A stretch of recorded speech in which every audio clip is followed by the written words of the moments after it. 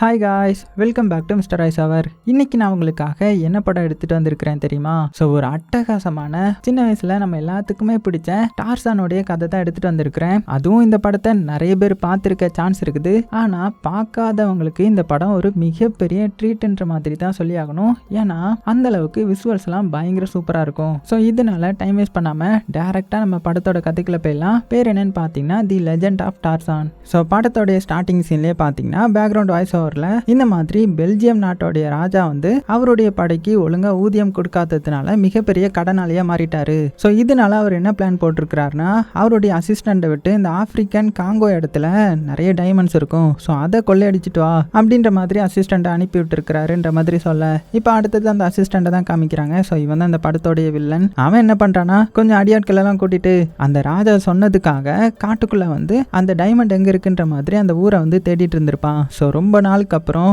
அந்த ஊரையும் கண்டுபிடிச்சிட்டான். ஆனா பிரச்சனை என்னன்னா, இங்க டைமண்ட் எடுத்துடலாம், ஆனா அதை வந்து இங்க இருக்கிற ஒரு பழங்குடியினர் வந்து எடுக்க விட மாட்டாங்க. ஸோ அவங்க கிட்ட சண்டை போட்டு ஜெயிச்சா மட்டும் தான் எடுத்துட்டு போக முடியும். ஸோ இப்படி இருக்க அவனுடைய ஆளுங்களை கூட்டிட்டு உள்ள வர, திடீர்னு பாத்தீங்கன்னா அந்த இடத்துல இருந்து நிறைய அம்புகளா வருது. ஸோ அந்த ட்ரைபின மக்கள் தான் அந்த மாதிரி பண்ணிட்டு இருக்காங்க. என்னதான் அவங்க பண்ணாலுமே இவங்க கிட்ட கன் இருக்கு இல்லையா, ஸோ ஒழுங்கா ஷூட் பண்ணுங்கடா அப்படின்ற மாதிரி ஆர்டர் கொடுக்க, இவங்களும் கண்ணை மூடிட்டு ஷூட் பண்றாங்க. பார்த்தா நிறைய ட்ரைபின மக்களை கொலை பண்ணிட்டாங்க. சரி ஓகே, எல்லாம் முடிஞ்சிருக்கும் அப்படின்னு சொல்லிட்டு அப்படியே முன்னேறி போக, ஆனா பார்த்தா நிறைய பேர் இன்னுமே மேல சைட்ல நின்றுட்டு இருக்காங்க. அடுத்த கொஞ்ச நொடியிலேயே அவங்க அம்பு விட்டு இங்க இருந்த எல்லாருமே கொண்டுட்டாங்க, இந்த அசிஸ்டண்ட்டை தவிர. ஸோ அசிஸ்டண்ட்டையும் பிடிச்சிட்டாங்க இல்லையா, அதனால அந்த ட்ரைப் இனத்தை சேர்ந்த ஒருத்தன் வந்து இந்த அசிஸ்டண்ட்டை கொலை பண்ணிடலாம் அப்படின்னு பக்கத்துல வரவும், இவன் உசாரா என்ன பண்ணிட்டானா, ஒரு செயினை வச்சு அவனுடைய கழுத்தை நெரிச்சு அப்படியே கீழே தள்ளிவிட்டான். இந்த டைம்ல தான் அந்த லீடர் வந்து வராரு. அதான் அந்த ட்ரைபின மக்களுடைய லீடர். அவர் கையில 4-5 டைமண்ட் வச்சிருக்கிறாரு. இதை எடுக்க தானே நீங்க வந்த, எனக்கு நல்லா தெரியும் அப்படின்னு சொல்லிட்டு, இதை நான் உனக்கு தர ரெடியா இருக்கிறேன், ஆனா அதுக்கு பதிலா நீ எங்களுக்கு என்ன பண்ணுவ அப்படின்ற மாதிரி கேட்கும்போது, இவனுக்கு இந்த டைமண்ட் தானே முக்கியம், அதனால நீங்க என்ன சொன்னாலுமே நான் கேட்கிறேன், உங்களுக்கு என்ன வேணும் அப்படின்னும் போது, எனக்கு டார்சான் வேணும், அவன் லண்டன்ல தானே இருக்கிறான் அப்படின்னு சொல்ல, சரி அவனை நான் பிடிச்சிட்டு வரேன்ற மாதிரி இந்த வில்லனும் பார்த்தீங்கன்னா டீல் வந்து போட்டுக்கிறாங்க. ஸோ இப்போ அப்படியே கட் பண்ணிட்டு டார்சான் எப்படி சிட்டிக்கு போனான்ற கதையை வந்து நம்ம பார்க்கலாம். ஸோ இந்த படத்துல டார்சானோடைய காட்டு வாழ்க்கையை அதிகமாக காமிச்சிருக்க மாட்டாங்க. பதிலுக்கு இந்த டார்சான் வந்து சிட்டிக்கு வந்திருப்பான் இல்லையா, ஸோ அதுக்கப்புறம் என்ன நடந்துச்சுன்ற மாதிரி தான் அதிகமாக காட்டியிருப்பாங்க. ஸோ நம்ம வந்து இந்த டார்சான் எப்படி காட்டுக்குள்ள வந்தான்றதை நம்ம முன்னாடியே பார்த்துடலாம். அதாவது டார்சானுடைய அப்பா அம்மா வந்து கப்பலில் பயணிச்சுட்டு இருக்கும்போது அவங்க கப்பலில் ஏற்பட்ட சேதத்தினால இந்த காட்டுக்குள்ள வந்து தங்க வேண்டிய நிலைமை வருது. ஸோ அந்த காட்டுல இருந்து அவ்வளோ சீக்கிரம் வெளியே போக முடியாது. அதனால அவங்களே ஒரு மர வீடு அமைச்சு இங்க இருந்து தப்பிக்கிற வரை இங்க இருக்கலான்ற மாதிரி பிளான் பண்றாங்க. ஆனா இந்த காட்டுக்குள்ள தங்குறது அவ்வளோ ஈஸி கிடையாது. ஏன்னா சுத்தியுமே ஏகப்பட்ட ஆபத்துங்கள்லாம் இருக்கும். அதையும் தாண்டி மழை பெய்யும், வித்தியாசமான கிரியேச்சர்லாம் அட்டாக் பண்ண வரும். இப்படின்னு வந்துட்டு இருக்க பலசாலிகளால மட்டும் தானே இந்த காட்டுல சர்வைவ் ஆக முடியும். ஸோ அப்பாவும் அம்மாவும் எப்படியோ கஷ்டப்பட்டு சர்வைவ் ஆகிட்டு இருக்க அந்த டைம்ல தான் நம்ம ஹீரோவும் பறக்கிறான். என்னதான் இங்க இப்படி போயிட்டு இருந்தாலுமே நாட்கள் போக போக ஹீரோடைய அம்மாவுக்கு வந்து உடம்பு சரியில்லாம போயிடுது. ஸோ காட்டுக்குள்ள இவங்களால எதையுமே பார்க்க முடியல. அதனால ஒரு கட்டத்துல ஹீரோடைய அம்மா வந்து இறந்து போறாங்க. ஸோ இதை வந்து அப்பாவால தாங்கிக்கவே முடியல. இருந்தாலும் அம்மாவை அடக்கம் பண்ணிட்டு வரும்போது வர்ற வழியில கொரில்லா கிட்ட மாட்டிக்கிறாரு. ஸோ கொரில்லாவும் மனிதனை பார்த்ததுமே பயங்கர ஆக்ரோஷமாகிடுது. ஏன்னா மனிதன் தானே காட்டுக்குள்ள வந்து வேட்டையாடுவான். அதனால எல்லா கொரில்லாவும் சேர்ந்து கொடூரமா அடிச்சு ஹீரோடைய அப்பாவை கொலை பண்ணிடுது. அந்த டைம்ல தான் இந்த மர வீட்டுக்குள்ள ஒரு அம்மா கொரில்லா வரும். ஸோ அந்த கொரில்லா வந்து ஹீரோ குட்டி பையனா இருக்கிறத பார்த்து புரிஞ்சு அப்படியே குட்டி பையனை அது கூட எடுத்து வளர்க்க ஆரம்பிக்குது. இது வந்து இந்த அம்மா கொரில்லாவுடைய ஹஸ்பண்டுக்குமே பிடிக்காது. ஏன்னா அவர் தான் அந்த கூட்டத்தோடைய தலைவராக இருப்பாரு. இருந்தாலும் அவருடைய எதிர்ப்பையும் மீறி குழந்தைய வந்து வளர்க்க ஆரம்பிச்சிருக்காங்க. ஸோ 5 வருஷம் இப்படி நல்லபடியா போகுது. நம்ம ஹீரோவும் ஓரளவுக்கு பெரிய பையனா வந்துட்டான். ஸோ வளர்ந்ததுமே அவன் இருந்த அந்த மர வீட்டை பார்க்க வரான். ஸோ இங்க வந்ததுமே ரொம்பவே எமோஷனல் ஆக இந்த அம்மா தான் வந்து சமாதானப்படுத்துறாங்க.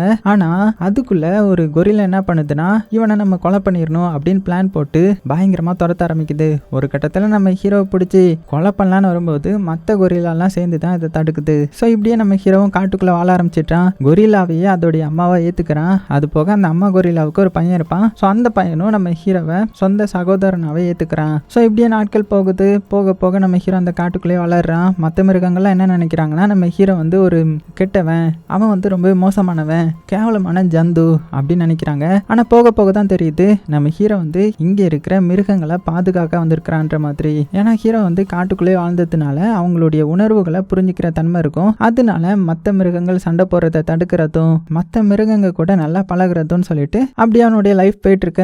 அப்படியே அடுத்தது இந்த படத்தோட ஹீரோயின் தான் காட்டுறாங்க. ஹீரோயின் வந்து இந்த ஒரு ட்ரைபின மக்களை பற்றி ரிசர்ச் பண்ணுறதுக்காக வந்திருப்பாங்க. அந்த டைமில் நம்ம ஹீரோயினை வந்து ஹீரோ பார்க்குறான். ஸோ பார்த்ததுமே ஒரு இடத்துல போய் ஒளிஞ்சிக்கிறான். ஸோ உடனே ஹீரோயினும் பயப்படாதீங்க, வெளியில் வாங்க, நீங்கள் வெறும் மனுஷன் தானே எனக்கு தெரியும் அப்படின்ற மாதிரி சொல்ல ஹீரோவும் வெளியில் வரான். வெளியில் வந்து ஹீரோயினை மோந்து பார்க்குறான். ஏன்னா மிருகங்கள்லாம் அப்படி தானே பண்ணும். ஏன்னா இத்தனை வருஷமாக மிருகங்கள் கூட இருக்கிறதுனால ஹீரோவும் அதே மாதிரி தான் பிஹேவ் பண்ணுவான். அந்த டைமில் என்ன ஆகுதுன்னா அந்த இடத்துக்கு கொரிலா வந்துடுது.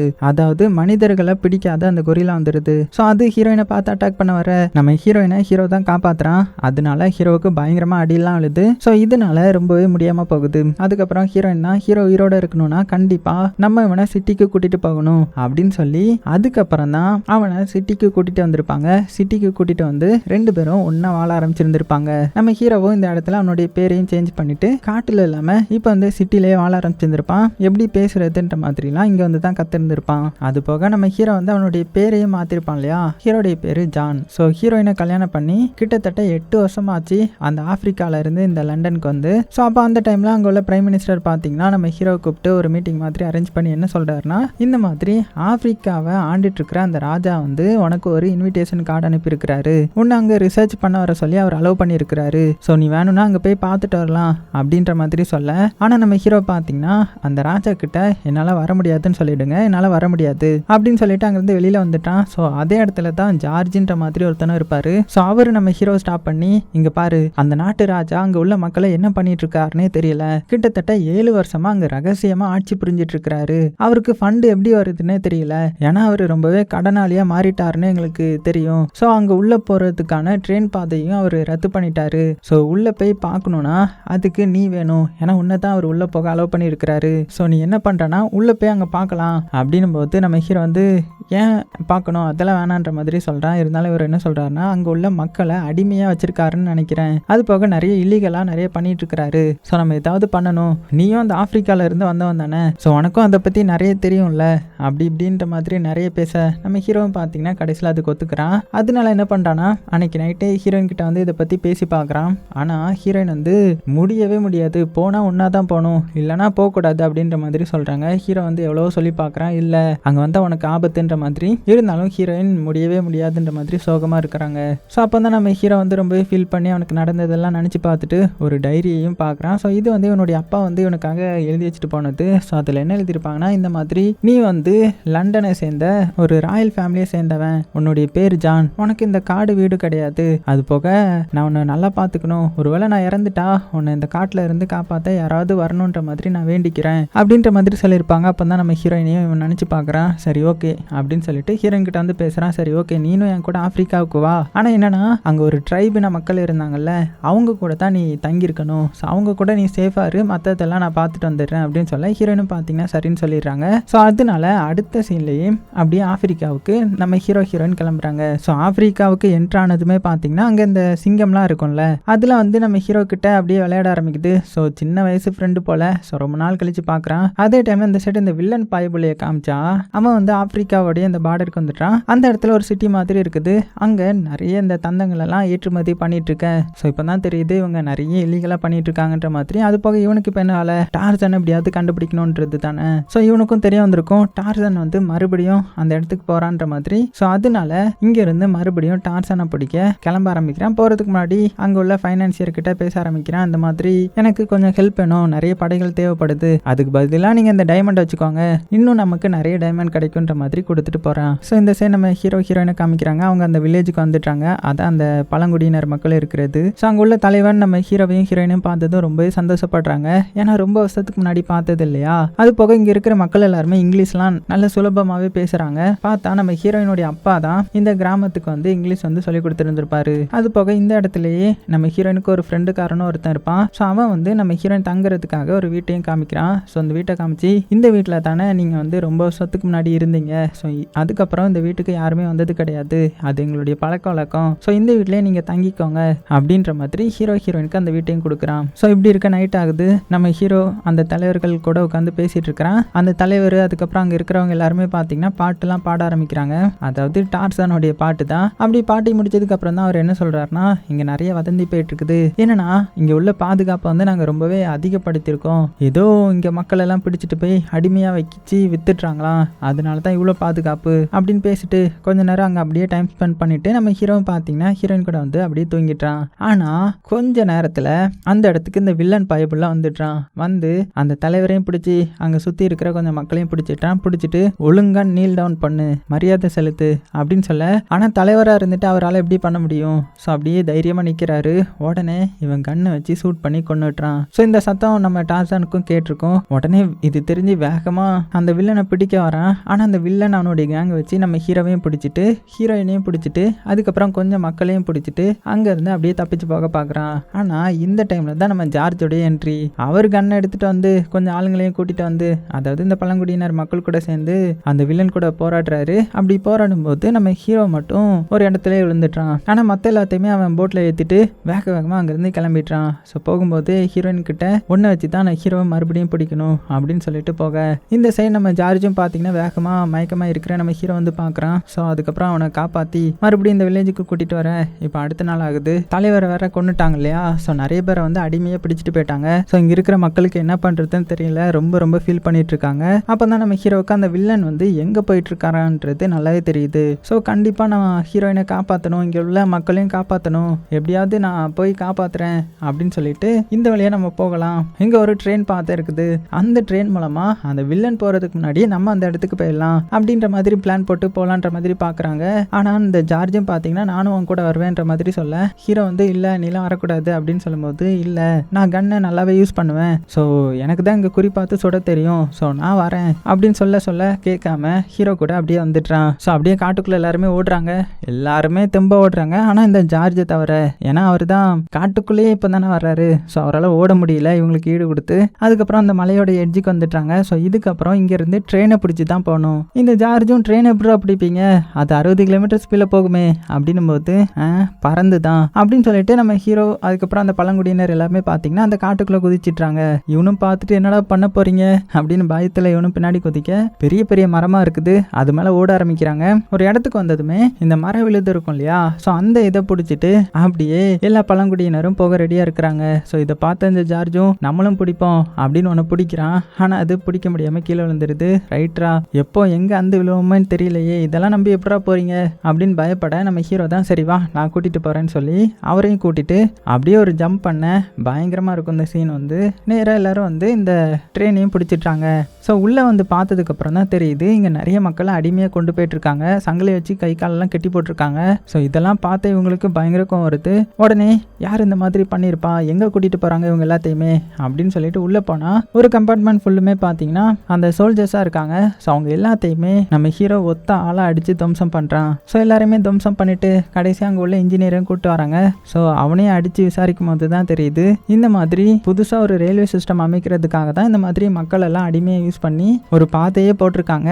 ஸோ இந்த பாதை போட்டது மூலமாக இங்கே உள்ள ரிசோர்ஸஸ்லாம் இருக்குல்ல, டைமண்ட், அதுக்கப்புறம் இந்த கனிம வளங்கள் எல்லாத்தையுமே ஆட்டையை போட்டு ஈஸியாக கொண்டு போகிறதுக்காக தான் இந்த ரூட்டை வந்து அமைச்சிட்டு இருக்காங்களாம். அது போக இன்னும் கொஞ்ச நாள்ல அந்த ராஜாவுடைய ஆட்கள் நிறைய பேர் வரப்போறாங்க அப்படின்ற எல்லாத்தையுமே வந்து சொல்றான். அதே டைம்ல இந்த சைடு நம்ம ஹீரோயினை காமிச்சா, ஹீரோயின் அந்த போட்ல அந்த வில்லன் வந்து கூட்டிட்டு போயிட்டு இருக்கான் இல்லையா? அது போக அதே போட்ல அந்த ஃப்ரெண்டுக்காரன் இருக்கான்ல, அவனையும் சிறப்பிடிச்சு வச்சிருப்பாங்க. ஸோ அவனை கொன்றுவன்ற மாதிரி மிரட்டி நம்ம ஹீரோயினை டின்னருக்கு வர சொல்றான். அதே மாதிரி ஹீரோயினும் டின்னரை அப்படியே சலிப்போட உட்காந்து சாப்பிட்டுட்டு இருக்காங்க. அப்ப நைஸா நம்ம ஹீரோயின் வந்து அவனுடைய அந்த மாலையை ஆட்டையை போட்டுடலான்னு பாக்குறாங்க. இருந்தாலும் அவன் உசாரா அதை பிடிங்கி வச்சுக்கிறான். அதுக்கப்புறம் என்ன சொல்றானா, இன்னும் கொஞ்ச நாள்ல 20,000 படைகள் கொண்ட ராஜாவுடைய ஆட்கள் வர போறாங்க. அப்படி வந்ததுமே அந்த டைமண்ட்ல இருந்து எல்லாத்தையுமே நாங்க எடுத்துருவோம். அது போக ஹீரோவனை ஏன் கடத்துறேன் தெரியுமா? ஒரு பழங்குடியின மக்களுடைய லீடர் தான் அவனை பிடிச்சிட்டு வர சொன்னான். ஸோ அவனை பிடிச்சு கொடுத்தாதான் நிறைய டைமண்ட் கிடைக்கும். ஆனா எதுக்கு பிடிச்சிட்டு வர சொன்னான்னு தான் தெரியல அப்படின்ற மாதிரி சொல்ல, உடனே ஹீரோயின் என்ன சொல்றாங்கன்னா, ஏன்னா அந்த லீடருடைய பையனை ஹீரோ தான் கொலை பண்ணான் அப்படின்னு சொல்லிட்டு இப்போ நீ என்ன கடத்திருக்க, ஸோ இதுக்கு நீ என்னெல்லாம் அனுபவிக்க போறன்னு மட்டும் பாரு அப்படின்ற மாதிரி சொல்றாங்க. அதே டைம்ல இந்த சைடு நம்ம ஹீரோ காமிச்சா ட்ரெயின்ல இருந்த அந்த அடிமைகள் எல்லாத்தையுமே ரிலீஸ் பண்ணி விட்டுட்டான். அது போக இந்த ட்ரெயின்லயே போனா லேட் ஆகுன்றதுக்காக அங்க இருக்கிறவங்க கிட்ட நான் ஷார்ட் வேல போயிடுறேன், காட்டுக்குள்ளோடி போய் எப்படியாவது அந்த போட்டை மடக்கி பிடிச்சி ஹீரோயினை காப்பாற்றணும். ஸோ ஒருவேளை நான் செத்துட்டேன்னா என்னுடைய புக்ஸ் எல்லாத்தையுமே என்னுடைய தாத்தா கிட்ட கொடுத்துருங்க அப்படின்னு சொல்லிட்டு அவனும் இந்த ஃப்ரெண்டுக்காரனும் பார்த்தீங்கன்னா பின்னாடியே வந்துட்டான். ஸோ ரெண்டு பேரும் காட்டு வழியா அப்படியே போக ஆரம்பிக்கிறாங்க. போற வழியெல்லாம் பார்த்தீங்கன்னா மிருகங்கள்லாம் வருது. அதுலயும் அந்த ஆஸ்ட்ரிச் இருக்கு இல்லையா, அது கூட்டமா ஓட ஆரம்பிக்க, நம்ம இது மேல உட்காந்து போயிடலாமா, நீ அதுக்கு கிட்ட பேசுறியா அப்படின்னு இவன் கேட்கும்போது, சாகிறதுக்கு ஆசை இருந்தா அது மேல ரைடு வா அப்படின்னு சொல்லிட்டு நம்ம ஹீரோவை பார்த்தீங்கன்னா அப்படியே காட்டுக்குள்ள போயிட்டான். ஸோ 2 பேரும் அதுக்கப்புறம் காட்டுக்குள்ள வந்துட்டாங்க. வந்ததுமே அங்க ஒரு கொரில்லா கூட்டத்துக்கிட்ட மாட்டிட்டாங்க. உடனே இந்த ஃப்ரெண்டுக்காரன் கண்ணை வச்சு ஏம் பண்றான். இருந்தாலும் ஹீரோ என்ன சொல்றான்னா, இங்க பாரு, உன்னை நீ சுட்டு கொலை பண்ணாலுமே மிச்சம் எல்லாமே சேர்ந்து உன்னை கடிச்சு இல்ல அடிச்சே கொன்றோம். ஸோ அமைதியா இரு. இதோடைய கூட்டத்தோடைய தலைவன் கிட்ட 1 vs 1 சண்டை போட்டா அவங்க வந்து நம்ம சொல்றதெல்லாம் கேட்பாங்க அப்படின்னு சொல்லிட்டு நம்ம ஹீரோ அந்த கூட்டத்தோடைய தலைவன் கிட்ட சண்டை போட போறான். ஸோ அது வேற யாரும் கிடையாது, நம்ம ஹீரோவோடைய அண்ணன் தான். அதாவது ஹீரோவை ஒரு கொரில்லா அம்மா வந்து எடுத்து வளர்த்துருந்துருப்பாங்கல்ல, அவங்களுடைய பையன் தான் இது. ஸோ அந்த கொரில்லாவுக்கு நம்ம ஹீரோவுக்கும் சண்டை வருது. பயங்கரமா சண்டை போட்டுக்கிறாங்க.